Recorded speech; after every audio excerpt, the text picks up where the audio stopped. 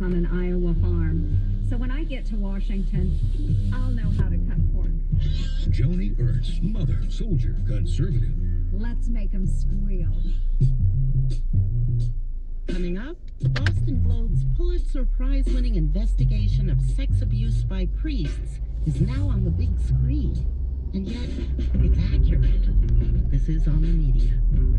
On the Media is supported by Canon USA, offering the Canon Digital Learning Center, featuring how-to content like articles, blogs, and videos for photographers of all experience levels. More at learn.usa.canon.com.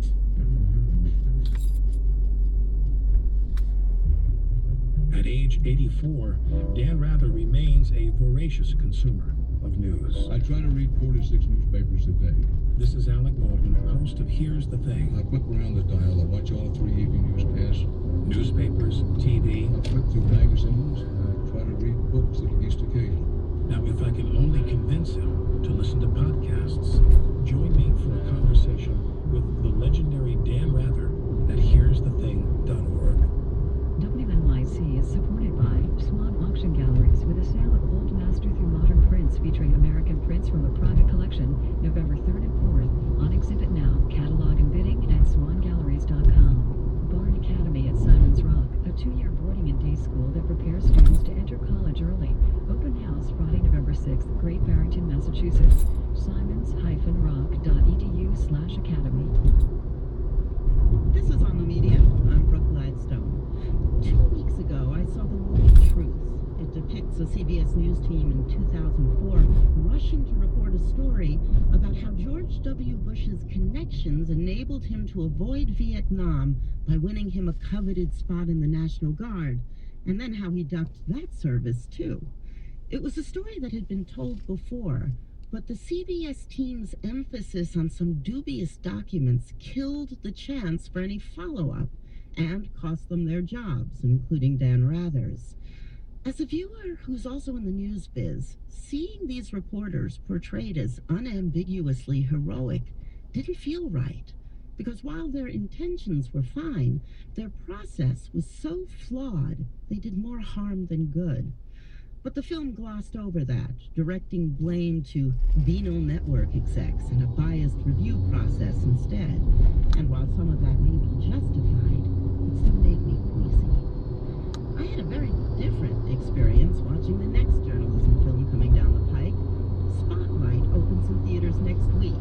It chronicles how the Boston Globe's investigative unit, called Spotlight, uncovered decades of child abuse by priests in the Boston Catholic Archdiocese, and of the church covering it up.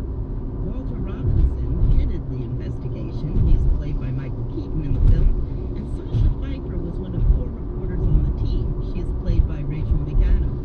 Robbie, Sasha, welcome to On Media. Thanks, Brooke. Thanks. I'm sorry, Michael Keaton and Rachel couldn't be here today. Leave it for those other shows.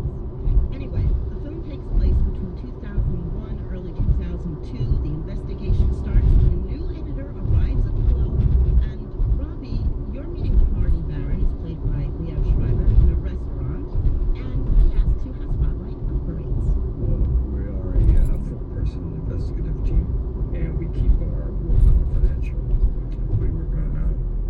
We just put out a piece on a shoddy construction outfit, and right now we're really just trolling around for our next story. How long does that typically take? Hard to say. A couple months. Couple months. Yeah, we don't like to rush it. Once we settle on a project, we can spend a year or more investigating it. Is that a concern? Not necessarily. But from what I understand, readership is down. Internet is cutting into the classified business, and I think I'm going to need to take a hard look at things. A couple of years on a story, it seems like such a luxury to even contemplate today. Well, in fact, today many newspapers spend no time on investigative reporting, and that's a tragedy for people who depend upon newspapers to hold important institutions accountable. Spotlight is still going on at the Globe, right? Spotlight is still going on. They just produced a very good long story about Massachusetts General Hospital, where doctors very often perform two surgeries at the same time on patients without, by the way, telling the patients. And that project took almost a year. And yet, as recently as this week, there's been a whole other round of cuts at the Globe. That's correct. The Globe went from about 350 employees down to about 315. Although relative to other similar-sized papers, the Globe staff is still 50% or more larger. And Brooke, not only is the Spotlight team actually still alive and well, it's larger than it was when we were on it about a decade ago. It's now 6 reporters, and they've added sort of a companion SWAT team. They don't call it that, but it allows investigative reporters to team up with beat reporters so they can turn around good investigative stories faster. So the Globe is still doing a lot of investigative journalism. As it did even while Marty was cutting way back then. And interestingly, he's the man who launched the investigation. You know, he came from Miami, and Florida has the best public records law in the country. And he came to Massachusetts, which has among the worst. Government is not accessible at all. We consider ourselves to be the Mississippi of public records. So Marty arrives, and the very first story he reads before he comes to work is a column by Eileen McNamara about one priest, John Gagan, who is facing 84 lawsuits. And the column notes that the records provided by the Archdiocese to the plaintiff's attorney are under seal. And she further wrote, "The truth may never be known."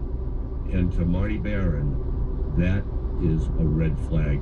And Marty was such an example of what a pair of fresh eyes can do, because many of us over the years had reported on various clergy sex abuse cases, and most people never questioned whether we should wonder why they're sealed. We just accepted that they were sealed. Marty came in and said, have we tried to get the seal lifted off these documents? And sort of an embarrassed answer, no, and he set us out to try to do that.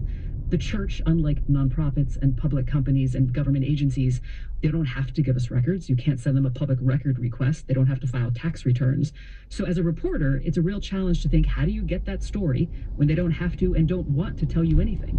And the first thing you did was to go back to people with whom the Globe had dealt before, but kind of discounted as being fanatical or difficult to deal with, that sort of thing. In fact, there's a seminal moment in the film, and it was a seminal moment in our investigation, when we had in an abuse victim who was the leader of the local chapter of the Survivors Network of those abused by priests.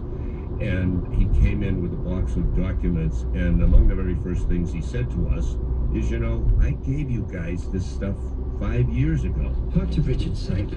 He worked in one of the church's treatment centers. He's an ex-priest. Here. This is his testimony from the cost case. Philip, what's a treatment center? It's where they send priests when they get caught. This is all right here in the box. I sent this all to you guys 5 years ago. To the Globe. Who did you send it to? I don't want to say who, but they said that they weren't interested. But Phil, we did run a couple stories on you. I saw them in the clips. Yeah, but to be completely frank, it wasn't enough. You guys gotta understand. This is big. This is not just Boston. It's the whole country. It's the whole world. One thing that always happens, particularly with daily newspapers, is people are constantly calling, wanting to tell you stories. And very often they are people who are saying there's a conspiracy here. You have to uncover it. And 9 times out of 10, these are people who are perhaps off their meds. But the fact of the matter is, there are people who sound like they're a little troubled because they are victims of a conspiracy. And we miss those stories, and that happened in this case. In fact, there are hints of that all through the film, Robbie. Echoes of the Globe having had tantalizing hints that it didn't follow up on. One of the crucial ones in the film is an allegation of 20 abusive priests that ended up buried in the Metro section, and there is a quick effort to think about how did it end up being buried? Why wasn't it followed up on? And you were the guy in charge of Metro. And the story came from a lawyer who was letting us know that there were 20 priests who he said had abused children whom he had reported to the Archdiocese. And we dutifully published that in the paper and never followed up on it. And when it came up in 2001 or 2002, none of us, including myself, remembered the story at all. I think that's why we love this movie. Me too. In real life, people are flawed, and the movie captures that. It shows what we did well and what we should have done sooner, and that's really authentic to real life and to real reporting. There is so much that is authentic about this film. And actually, I was going to ask you about that. What was it like being impersonated? I mean, I know you guys were on the set. The actors and the writers kept interviewing you. We have a clip from director and writer Tom McCarthy, who's sitting with co-writer Joe Singer on that very issue. Interviewing reporters is a nightmare.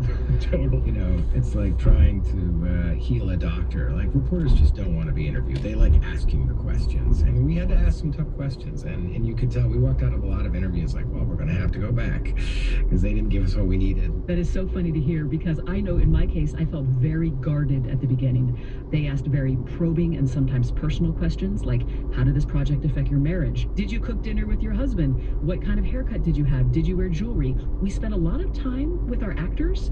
We took walks, we had dinners, and I just thought of those as walks and dinners. But then when we saw the movie and we realized they were depicting our mannerisms, we realized that all those walks and dinners were homework. They were research projects in which we were being studied.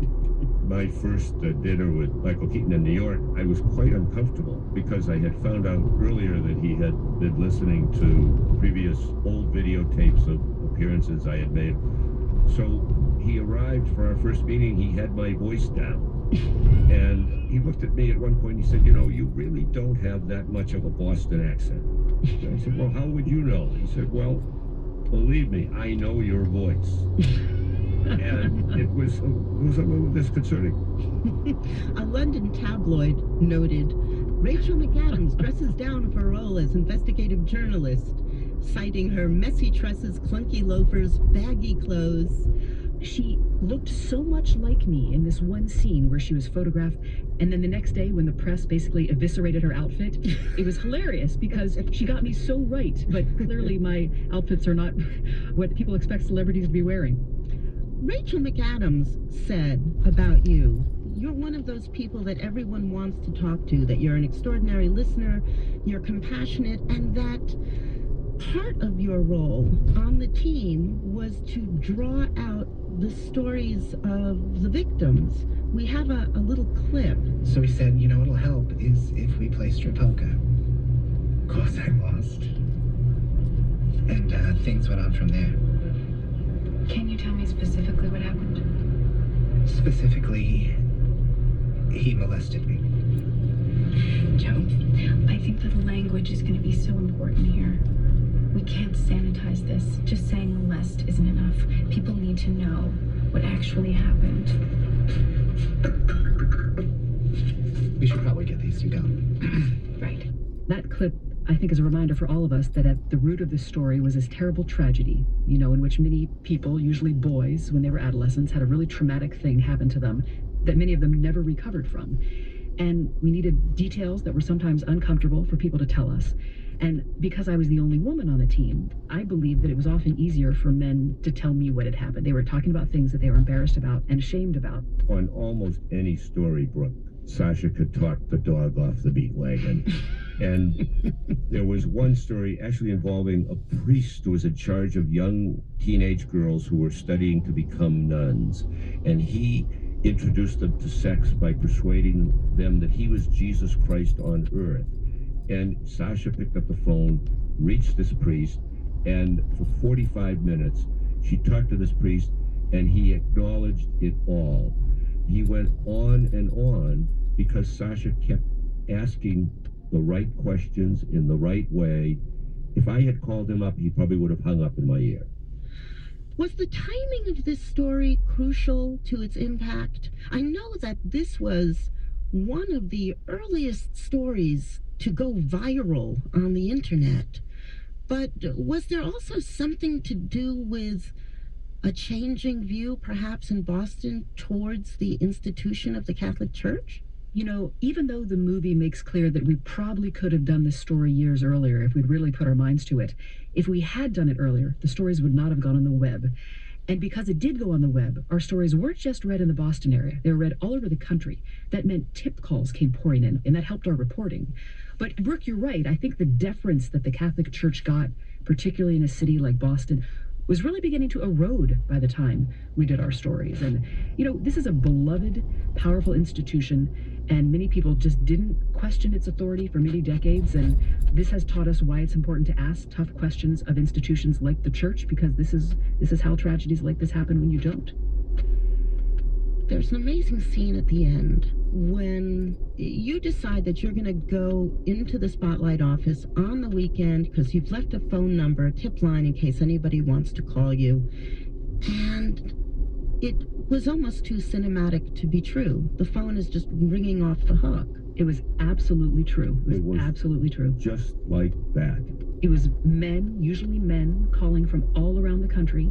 And so many of these men thought for decades that they were the only person that had been abused, and suddenly they find out that there had been dozens of other people, hundreds of other people, and they began calling us. And many of them had never told anyone in their family what had happened to them. I still remember an 87-year-old man from Millinocket, Maine, who called to tell me about the abuse he had suffered 75 years earlier. And I was the first one he had ever told about it. I think it was actually you, Robbie, that often said it was as if we were grief counselors who hadn't been trained to be grief counselors. We spent a lot of time on the phone with men in tears. And I think that was very disturbing, but ultimately very angering. And anger can be a motivator. And I think in our case, it motivated us to work even harder on this story. It's unimaginable, whether you're Catholic or not, that an institution like this could countenance, enable, and cover up